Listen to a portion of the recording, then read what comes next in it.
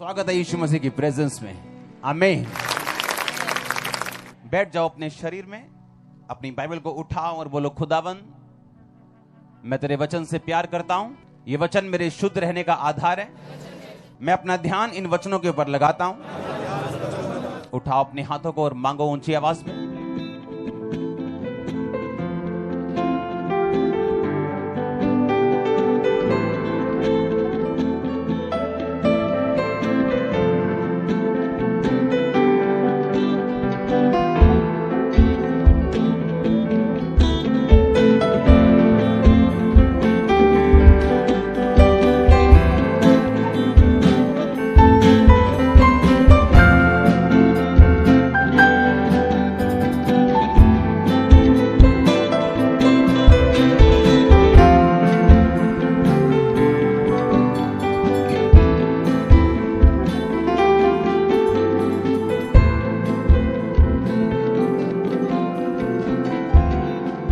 उठा के अपने हाथों को ऊंची आवाज में, तेरा वचन मेरी जिंदगी में काम करे खुदावन। आज जो कुछ मैं सुनूं फल लेके आऊं। उठाओ अपने हाथों को और मांगो ऊंची आवाज में।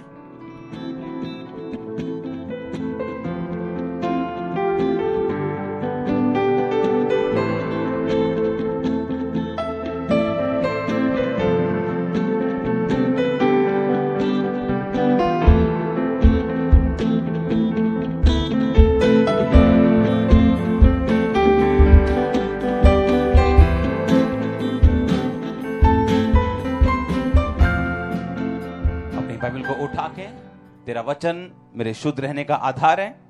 जो कुछ आज मैं सुनूं 100 गुना फलों को लेके आऊं।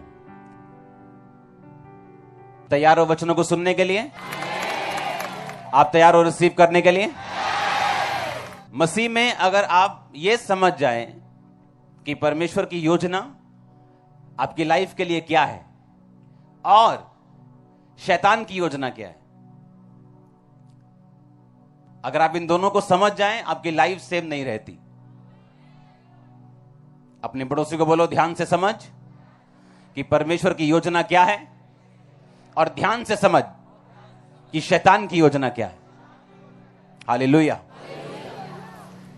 बाइबल कहती जब परमेश्वर ने लोगों की दुहाई को सुना, कौन से लोग? इजरायली लोग। और बाइबल कहती वो रो रहे थे कि परमेश्वर ये राजा हम पे जुल्म कर रहा है, हमें छुड़ा। और परमेश्वर ने उनकी दुहाई को सुना और मूसा को ठहराया और चुना। मूसा को बोला कि मेरे लोग रो रहे हैं, प्रार्थना कर रहे हैं, मैं उनको छुड़ाने के लिए नीचे आ गया हूं, अब तू जा और उनको छुड़ा। ऐसा है कि नहीं है? और बाइबल कहती परमेश्वर ने मूसा को भेजा। मूसा ने कहा मैं अकेला नहीं जाऊंगा, मैं थथला हूं। एक लंबी बहस के बाद परमेश्वर ने उसके भाई को ठहरा दिया कि तेरा भाई, तू अपने भाई से बात करना, तेरा भाई राजा से बात करेगा। और वो दोनों चल पड़े मिस्र के राजा से बात करने के लिए कि इजराइलियों को छोड़ दे, क्योंकि परमेश्वर अब ऐसा चाहता है कि ये तेरे कब्जे से निकल जाएं और उस देश में जाएं जो मैंने उनके लिए ठहराया।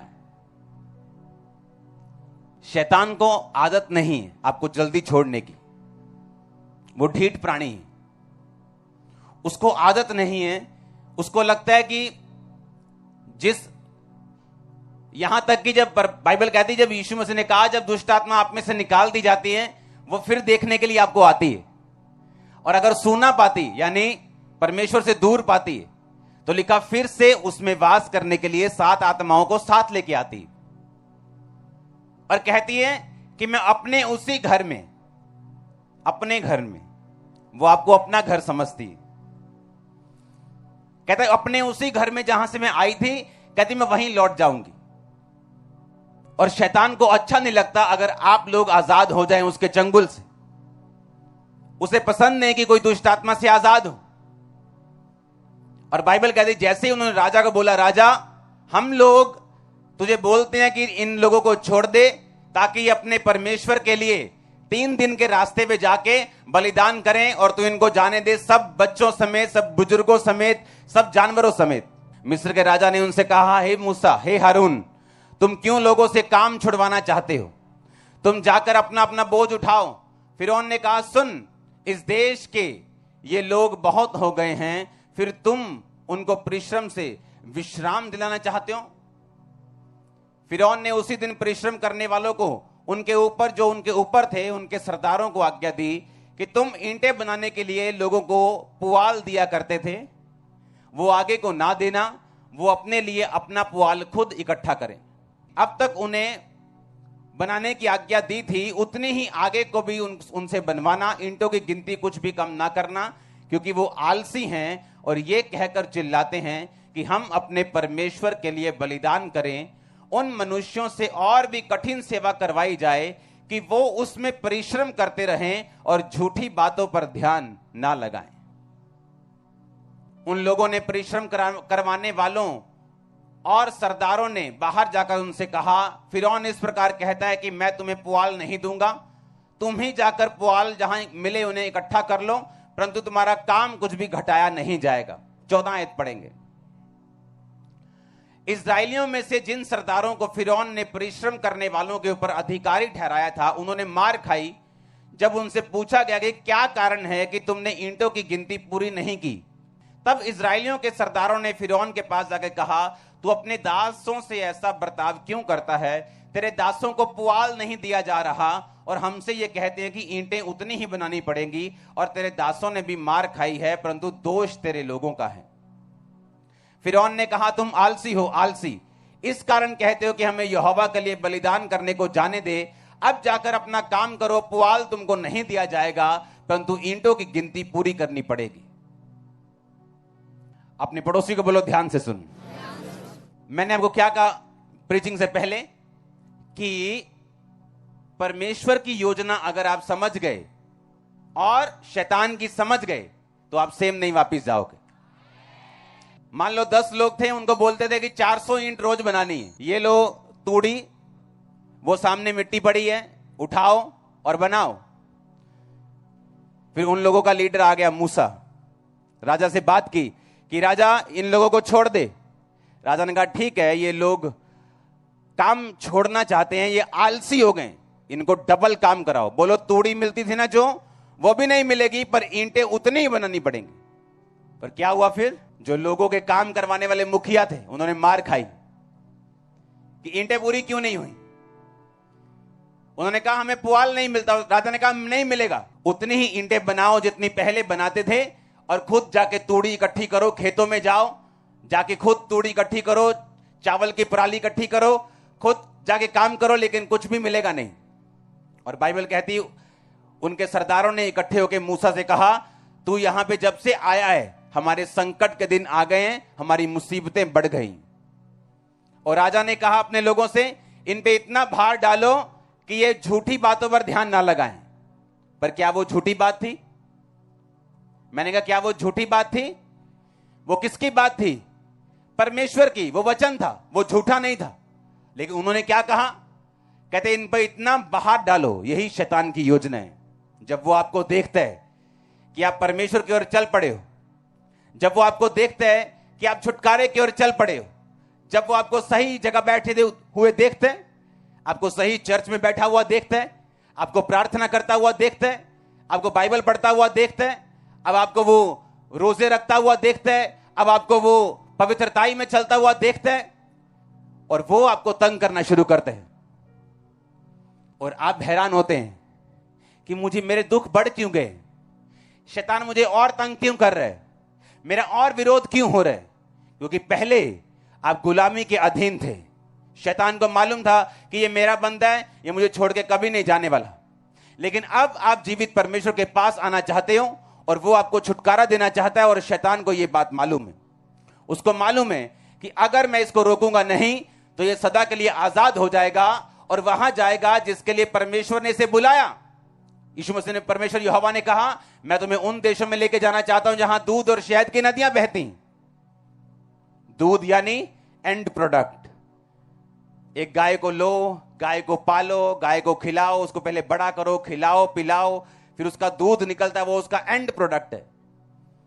हाँ, शहद एंड प्रोडक्ट है। मक्खियां पालो, वो फूलों पे बैठेंगी, लास्ट में शहद देंगी, वो उसका एंड प्रोडक्ट है। परमेश्वर ने कहा, मैं तुझे बेस्ट दूंगा जो तेरे लिए बना हुआ है, अगर तू मेरी बात को सुनेगा। मैं तुझे एंड प्रोडक्ट दूंगा, दूध और शहद की नदियां जहां बहती, मैं वो देश दूंगा। और जब शैतान आपको यह बात देखता है, जब आप बाइबल पढ़ते हैं, आप चर्च जाते हैं, आप परमेश्वर के रास्तों को फॉलो करना शुरू कर देते हैं, उसको मालूम है जिस तरह इजरायली छुड़ाए गए थे ये लोग छुड़ाए जाएंगे। अब वो क्या करते हैं? आपके रिश्तेदार के जरिए आते हैं, सताव के जरिए आते हैं, मुश्किलों के जरिए आते हैं, आप पे और अधिक वो आप पे बोझ और भार डालने की कोशिश करता है ताकि आप परमेश्वर की बातों पर ध्यान ना लगाएं। जैसे ही उनको दुगना काम मिला वो बिजी हो गए और मूसा दोबारा फिर आया। मूसा कहता परमेश्वर ने मुझसे कहा है कि ऐसा ऐसा ऐसा ऐसा होगा और तुम लोग इस देश में जाओगे। और पर बाइबल कहती अपने दिल की बेचैनी के कारण अब उन्होंने मूसा की बातों पर ध्यान नहीं लगाया। अपने मन की क्रूरता और दिल की बेचैनी के कारण कि जब पहले मूसा ने कहा था आओ मैं तुम्हें चिन्ह दिखाता हूं, देखो मेरी लाठी सांप बन गई, मेरा हाथ देखो कोड़ी हो गया, बंदर डाला फिर चंगा हो गया। कहते हां ठीक है हम तेरे साथ है, जा राजा से बात कर। जब राजा ने आगे से चप्पल निकाल ली और वापिस आ गए, उसके बाद कहते नहीं मूसा अब हम तेरी कोई भी बात नहीं सुनेंगे। और यही शैतान चाहता था। आप मसीह में आए, आपका सताव हुआ, 2-4 मुश्किलें आ गई क्योंकि शैतान ने देख लिया आप छूट जाओगे, उसने देख लिया आपका छुटकारा सदा के लिए हो जाएगा, उसने देख लिया कि आप तो बढ़ जाओगे और दूसरों को भी छुड़ाओगे। उसने आप पे डबल ट्रिपल 4 गुना मुसीबतें डाल दी ताकि आप परमेश्वर की बातों पे ध्यान ना लगाएं। मैं ऐसे क्रिश्चियन लोगों को जानता हूं जो बोलते हैं हम ज्यादा प्रार्थना नहीं करते, क्रिश्चियन लोग, मसीही लोग। मैं क्या क्यों? कहते जैसे हम प्रार्थना करना शुरू करते हैं हमारे घर में मुसीबतें बढ़ जाती हैं। मैंने कहा अच्छा तो फिर क्या करोगे? कहते हम प्रार्थना नहीं करते, हम बहुत थोड़ी प्रार्थना करते हैं। हाँ ए हमारे बाप रोटी पे कर ली, इसको ब्लेस कर दे, दाल नू है कर दे, मटर पनीर नू है कर दे, खादा दे चलो कम्मा दे। हाँ मैंने कहा फिर तो आप शैतान के बंधन में हो क्योंकि आपने उसके साथ कॉम्प्रोमाइज कर लिया। आपने ये हाथ मिला लिया कि ठीक है मैं खुदाबंद ने जो मेरे लिए ठहराया लेवल, मैं वहां नहीं जाऊंगा, मैं यहीं बैठा रहूंगा, मैं तेरे साथ कॉम्प्रोमाइज करता हूं। शैतान के साथ कॉम्प्रोमाइज कर लिया। क्योंकि अगर आप पे मुसीबत आई, अगर आप पे सताव आया, अगर शैतान ने आपकी लाइफ में प्रॉब्लम्स डालने की कोशिश की है तो ये इस बात की साफ निशानी है कि आप अपने उस देश में जा रहे हो जहां दूध और शहद की नदियां बहती हैं। अब तो हम पैदा ही उस देश में हुए हैं, लेकिन समझो मेरी बात को कि अब आप उस डेस्टिनी, उस मंजिल की ओर जा रहे हो जहां आपको बेस्ट प्रोडक्ट मिलने वाले हैं, जहां दूध और शहद की नदियां बहती। ये परमेश्वर की योजना है आप लोगों के लिए। लेकिन बाइबल कहती है शैतान ने उन्हें दुगना तंग किया, तिगना तंग किया कि गिव अप कर दें, क्विट कर दें, चर्च जाना छोड़ दें, बाइबल पढ़नी छोड़ दें, रोजे रखने छोड़ दें। और ऐसा बहुत से लोगों के साथ होता है जब वो ये नहीं समझ पाते कि क्यों परमेश्वर ने मूसा की पुस्तक लिखी है, क्यों परमेश्वर ने राजे के मन को ढीठ कर दिया, क्यों उसने दुगना तिगना 4 गुना प्रेशर डाल दिया लोगों के ऊपर। बाइबल कहती है कि वो लोग पहले से ही दुखी थे क्योंकि राजा ने उनके ऊपर एक्स्ट्रा भार डाला हुआ था। एक बंदा 2-2 बंदे की मजदूरी कर रहा था, लेकिन राजा ने कहा 2 बंदे की मजदूरी तो करते ही हो, अब तुम 3 की करोगे। बाइबल कहती उन्होंने कहा हमारे मरने के दिन आ गए, तूने राजा के हाथ में तलवार दे दी है। मूसा के साथ शिकायत करते रहे वो कि तूने राजा के हाथ में तलवार दे दी, हम बचेंगे नहीं। जब शैतान आपको देखता है ना कि आपने चर्च जाना शुरू कर दिया, आप ऐसी ऐसी ऐसी मुसीबतों और सताव में फंसते हैं जिसमें आपका कोई कसूर नहीं होता। आप बोलोगे यार मैं तो सीधा हूं, मैं तो चंगा भला यार, एक ही करिए ना बंदा, मैंने कुछ किया नहीं, कभी उसको कुछ बोला नहीं, पर ये मेरे खिलाफ क्यों है? वो आपके खिलाफ नहीं, वो देख चुका है कि खुदा का अनुग्रह आपके सिर के ऊपर आ चुके। आप जानते हैं यीशु मसीह क्यों कैसे जिंदगी को बदलते हैं?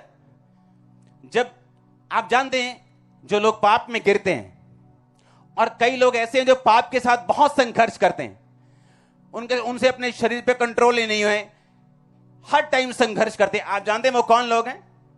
एक्चुअल में वो स्टार लोग हैं। एक्चुअल में मैं आपको बताता हूं कैसे।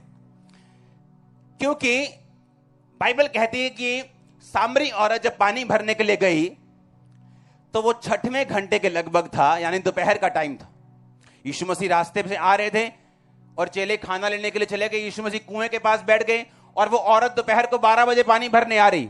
यीशु मसीह ने कहा, सामरी औरत यानी यहूदियों से छोटी जाति होती थी और यहूदी उनके साथ कोई पानी नहीं पीते थे, व्यवहार नहीं रखते थे। यीशु मसीह ने कहा, मुझे पानी पिला। उसने कहा, प्रभु तू तो यहूदी है, मैं तू यहूदी होकर मुझ सामरी से पानी क्यों मांगते है? और वहां पर यीशु मसीह ने जात और पात को खत्म कर दिया। बोला, नहीं, कितनों को मेरी बात समझ आ रही? उसको एक्सेप्ट किया कि मुझे पानी पिला और मैं भी तुझे वो पानी दूंगा जिसे पीकर तू प्यासी नहीं रहेगी और अनंत जीवन का सोता बन जाएगी, तेरे अंदर से वो निकला करे। सुनो मेरी बात। अब अगर आप ध्यान से देखें तो वो औरत, यीशु मसीह ने कहा, जा अपने पति को लेके आ। उसने कहा, मेरा कोई पति नहीं। यीशु मसीह ने कहा, ठीक कहती तू, क्योंकि तू 5 पति कर चुकी और अब भी जिसके पास तू रहती है वो तेरा पति नहीं, तू नाजायज तौर पे एक बंदे के साथ रह रही। और यही कारण था कि वो औरत रिजेक्टेड थी। रिजेक्टेड इसलिए थी कि कोई भी बंदा उसके साथ पानी भरने के लिए, औरतें इकट्ठे पानी भरने के लिए सुबह सुबह जाती थी, दोपहर को नहीं जाती थी, सुबह सुबह या शाम को, मोस्टली सुबह। लेकिन ये दोपहर को इसलिए गई क्योंकि ये रिजेक्टेड थी। रिजेक्टेड क्यों थी? क्योंकि इसको पाप करने की आदत थी। इसकी मैरिज फेल नहीं हुई थी कि ठीक है एक मैरिज फेल हो गई, दूसरी कर ली, चलो कोई बात नहीं, दूसरी फेल हो गई, तीसरी फेल हो गई। परमेश्वर कहता है वो तू 5 पति कर चुकी, अब भी जिसके पास तू है वो तेरा पति नहीं है, पर तू उसके साथ रहती है। इसको पाप करने की आदत थी। पाप की वजह से इसको रिजेक्शन सहनी पड़ी, दुख सहने पड़े। पाप की वजह से इस औरत की फैमिली कभी सेट नहीं हुई, इसको राइट पति कभी नहीं मिला। बॉयफ्रेंड ही मिलते रहे और वो छोड़ के जाते रहे। क्यों? पाप की वजह से। लेकिन जब यीशु मसीह ने उसे देखा और बोला, अगर तू मुझसे मांगे उस माफी के झरने को और मैं अगर तुझे दूंगा। और बाइबल कहती जब यीशु मसीह ने उसके सारे भेद खोल दिए, उसने कहा, मुझे लगता है कि तू भविष्यद्वक्ता है। तो क्या हुआ? वो औरत ने यीशु मसीह को ग्रहण किया, इसका मतलब उसने पाप छोड़े। और बाइबल कहती उसी औरत के द्वारा वो पूरा गांव बचाया गया, क्योंकि वो भागी भागी गांव में गिर बोली, देखो देखो देखो मैंने जो किया तुम्हें भी नहीं पता पूरा, लेकिन उस बंदे ने मुझे सब कुछ बता दिया। मैं जैसी उसने मुझे पूरा बता दिया, मैं क्या हूं उसने मुझे पूरा बता दिया। आओ देखो वही भविष्यद्वक्ता है जिसके बारे में हम इंतजार कर रहे हैं। और बाइबल कहती गांव वाले आए और यीशु मसीह को मना के ले गए और 2 दिन यीशु मसीह उनके साथ रहे और उन गांव वालों ने देख लिया कि ये परमेश्वर है और उसको ग्रहण किया। अब क्यों शैतान ने उसको तंग किया, उस औरत को? क्यों हमेशा उसे पाप में डालता रहा?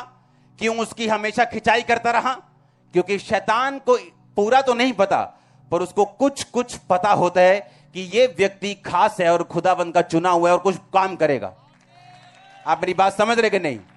और उसी टाइम से वो पीछे लग जाता आपके कि इसको गिराओ व्यभिचार में, क्योंकि व्यभिचार में गिरेगा तो खुदा से दूर रहेगा, व्यभिचार में गिरेगा तो परमेश्वर की योजना पूरी नहीं हो पाएगी, रिजेक्टेड रहेगा।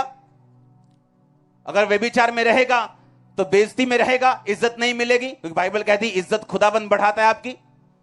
उसे मालूम है, क्योंकि वो रोशनी देख सकता है, लेकिन कंप्लीट आपकी लाइफ में क्या होगा ये तो परमेश्वर जानते हैं।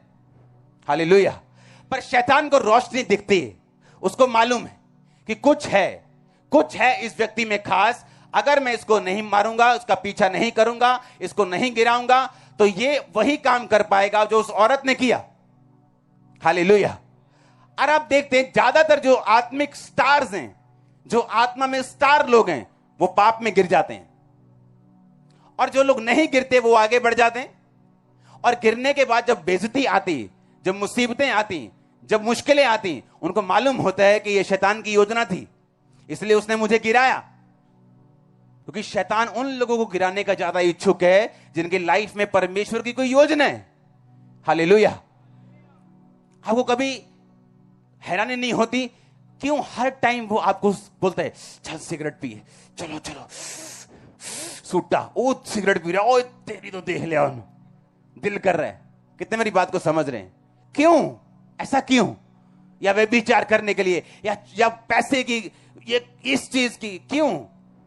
उसे मालूम है, वो रोशनी देख चुका है, उसे मालूम है आप कौन है, उसे मालूम है आपकी लाइफ से क्या होगा। इसीलिए बाइबल कहती है जब राजा ने देखा इजराइलियों को तो वो डर गया। कहता ये इतने ज्यादा हो गए? कहते हाँ। कहता इनको दबाओ, ज्यादा मजदूरी करो। ज्यादा मजदूरी की उन्होंने दुहाई दी। परमेश्वर ने मूसा को भेज दिया। मूसा कहता छोड़ दे इनको। कहते अच्छा छोड़ दो, अच्छा तिगनी कर दो मजदूरी। शैतान जैसे उनके ऊपर लाइट को देखता है उनको दबाने की कोशिश करता है, लेकिन बाइबल कहती जैसे जैसे शैतान इजराइलियों को दबाता गया वो और बढ़ते गए। आपको मालूम होगा कि क्यों शैतान आपके पीछे पड़ा है, वो क्यों आपको गिराना चाहते हैं। वो चाहे पाप के जरिए हो, डराने के जरिए हो, धमकियों के जरिए हो, क्योंकि वो रोशनी देख चुके हैं। वो ये चाहता है कि आप रिजेक्टेड रहें। वो ये चाहता है कि उस सामरी औरत की तरह आपका घर कभी सेट ना हो। वो चाहता है आपका फाइनेंस कभी सेट ना हो।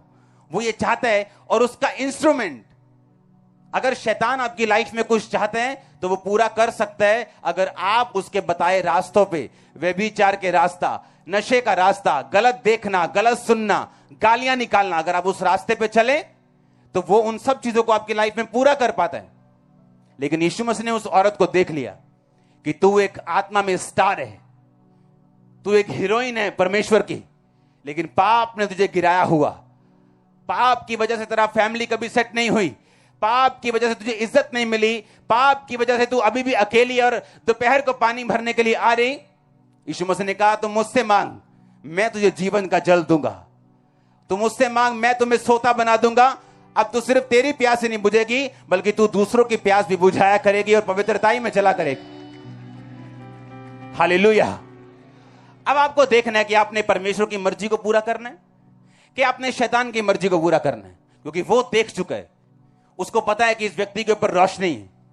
वो उसको बीमारी के जरिए, किसी भी चीज के जरिए वो कोशिश करता है गिराने की। लेकिन अगर आप अड़े रहेंगे, अगर आप खड़े रहेंगे, चाहे आपका बीच में विश्वास कम भी क्यों ना हो जाए, अगर आपने प्रार्थना नहीं छोड़ी, संगति नहीं छोड़ी, यीशु मसीह के नाम में आप लोगों को बचाने वाले होंगे। यीशु मसीह के नाम में आप ऊपर उठाए जाने वाले। यीशु मसीह के नाम में आपके लेवल को मैं उठता हुआ देख रहा हूं। आमीन ऊंचा। आप मेरी बात को समझ रहे कि नहीं? शैतान को पता है, लेकिन परमेश्वर जितना नहीं।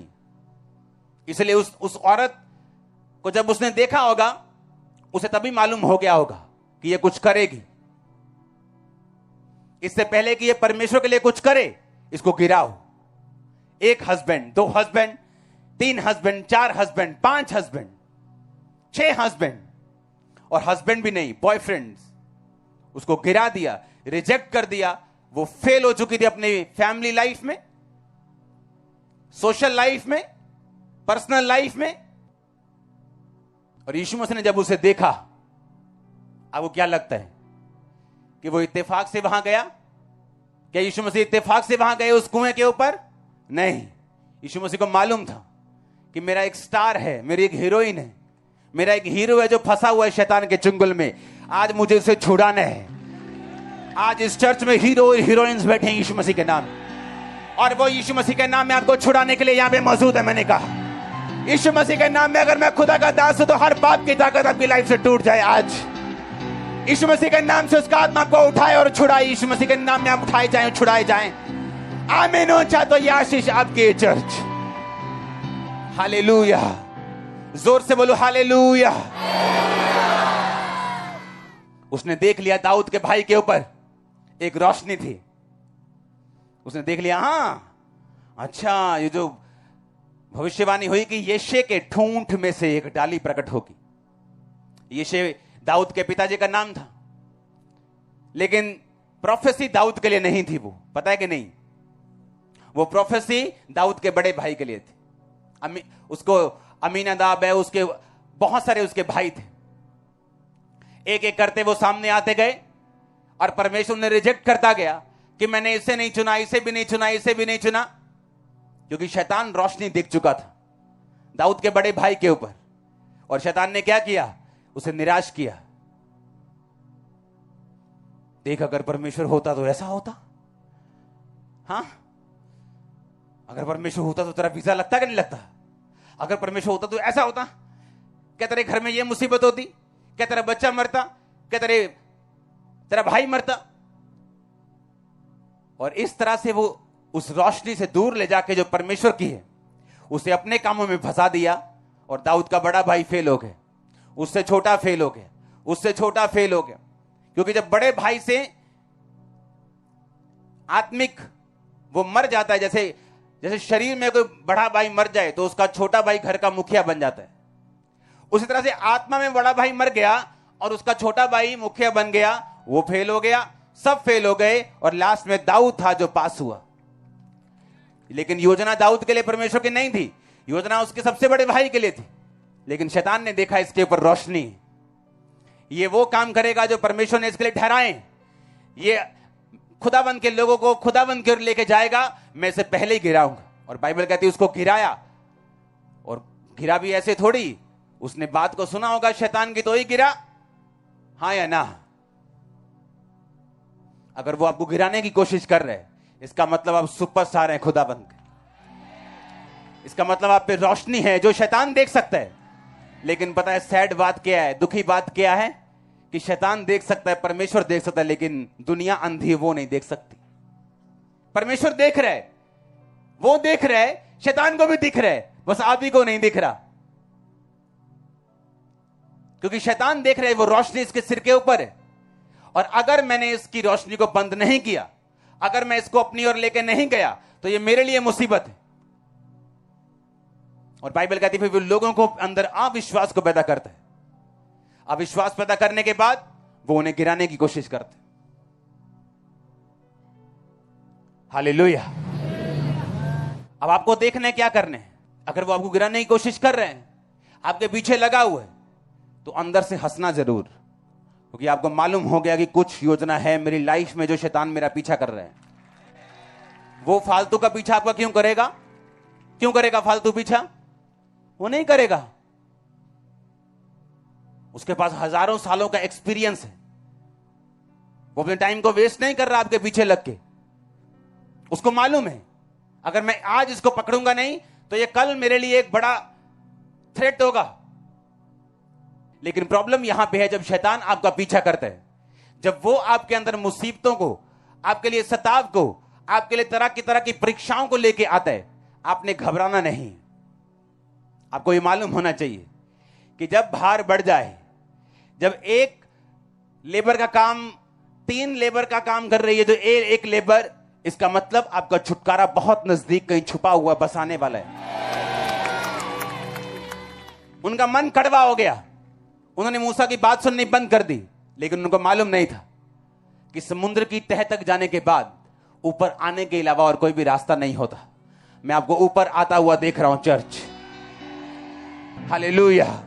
क्योंकि परमेश्वर यीशु मसीह को मालूम था, अगर मैं इस औरत के पापों को साफ नहीं करूंगा, अगर मैं इसको अपनी ओर नहीं खींचूंगा, तो इसकी लाइफ कभी सेट नहीं होगी, इसकी मैरिड लाइफ कभी सेट नहीं होगी। आपको क्या लगता है वो जब वापस गई होगी उसी छठे पति के पास गई होगी? नो, उसकी लाइफ चेंज हो गई होगी, उसके बाद उसकी मैरिज हुई होगी, बच्चे हुए होंगे, लाइफ सेट हुई होगी। आपको क्या लगता है कि जिस औरत ने पूरे उस नगर को बचा दिया, उस नगर वो उसको रिजेक्ट करेगा बाद में? वो तो सुबह उठ के बोलेगा, बहन जी चलो, तू ही चलना, ते ही चलना है पानी भरन, हाँ चलो, गां चलो, ही पीछे पीछे आने तड्डे। आमीन।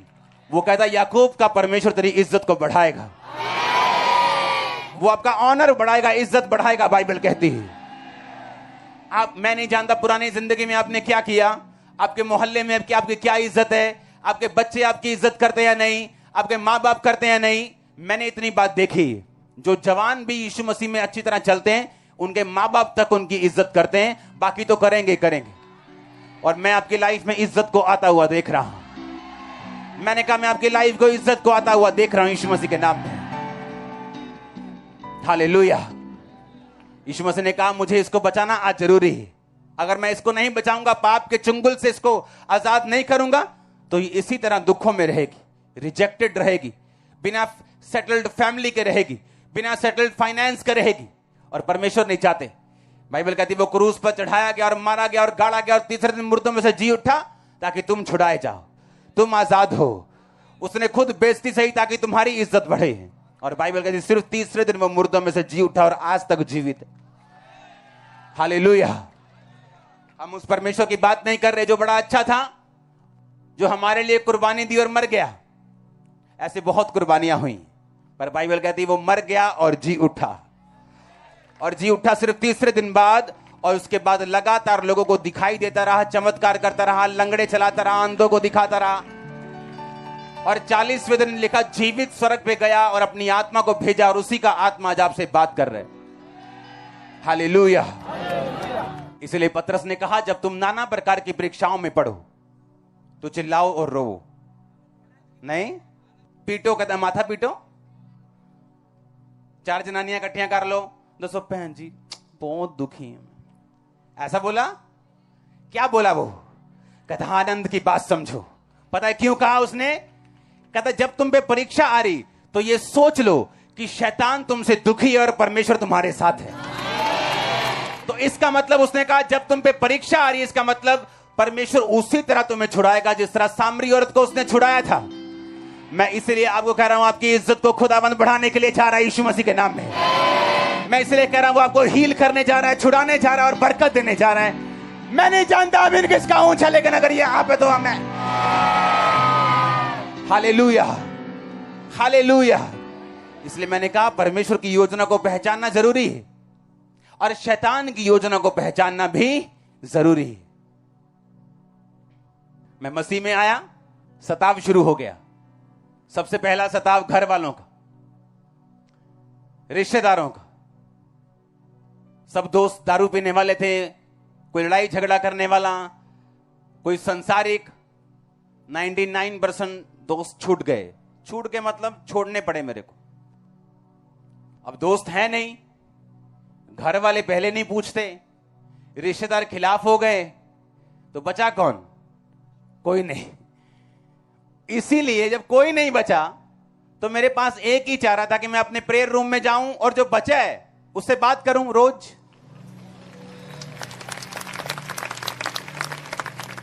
मेरे रिश्तेदार ने बोला आ इधर, तेनू स्वाद आ पता है, आ देख। ऐसे तीखी बातें आप इमेजिन नहीं करोगे।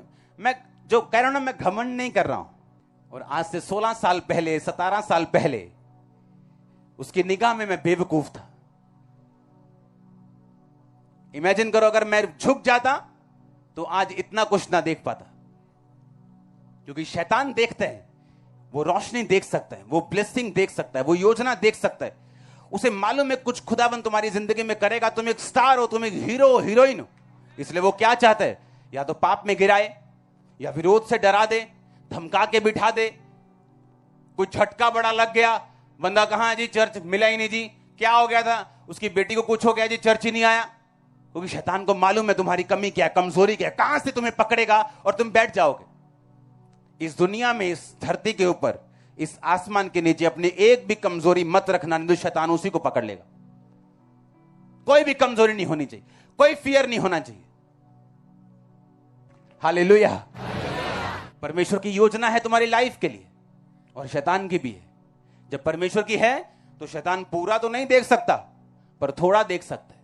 उसे कुछ पता है, वो जोर लगाता है इसीलिए कि कल को ये मेरे लिए थ्रेट बन जाए, मेरे लिए मुसीबत बन जाए। इसको आज गिराओ। बोलो अपने पड़ोसी को हमें बच के रहना है। फिर से बोलो अपने पड़ोसी को, बोलो बच के रहना है। मॉडल टाउन में जिस घर में मैंने यीशु मसीह को ग्रहण किया, उसकी वैल्यू मुझे नहीं पता आज 70 करोड़ है कि 200 करोड़ है कि 150 करोड़ है। मार्केट के बीच में बड़ा घर है वो। सब कुछ हमारे नाम पे था, मैं आपको बता चुका हूं। एक तरह से हम ही उसके ऑनर बनते थे, लेकिन एक्चुअल में वो घर हमारा नहीं, हमारे आगे किसी व्यक्ति का था। और उस घर को छोड़ने का अगर हम 20 करोड़ मांगते, 10 करोड़ मांगते, कोई हमें लॉ के हिसाब से उस घर से निकाल नहीं सकता था। और सोचो अगर मन में लालच होता कि नहीं ले तू ही मंगो पे है, तू ही इतनी देर रहे कर, यदि केयर की। ड्रामे करता है शैतान 100 तरह के।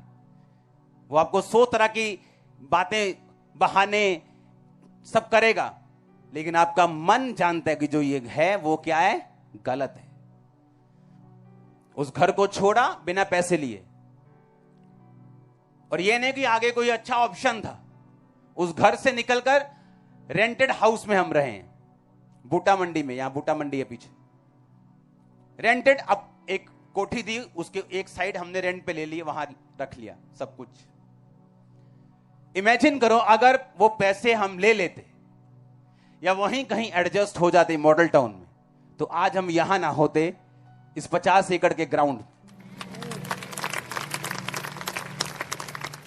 कितने मेरी बात को समझ रहे हैं?